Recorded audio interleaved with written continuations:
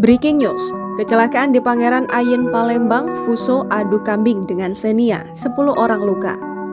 Kecelakaan melibatkan sebuah minibus travel jenis Xenia putih BD 1446AP dan Fuso BG 8773IC di Jalan Pangeran Ayin, Kelurahan Sukamaju, Kecamatan Sako, Palembang pada Selasa 10 Mei 2022 pagi.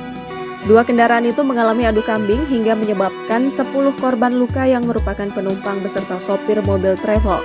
Dayat, saksi mata, menuturkan kecelakaan itu terjadi sekitar pukul 6.00 waktu Indonesia Barat.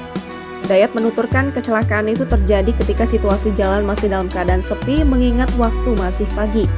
Diduga sopir travel mengalami ngantuk hingga oleng ke kanan sehingga adu kambing dengan Fuso tak bisa dihindari.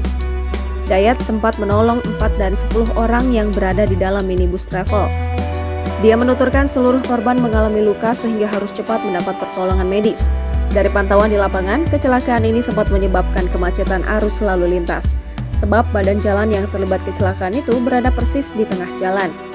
Petugas kepolisian bersama Dishub melakukan evakuasi terhadap dua mobil tersebut. Setelah evakuasi selesai dilakukan, arus lalu lintas kembali berjalan lancar.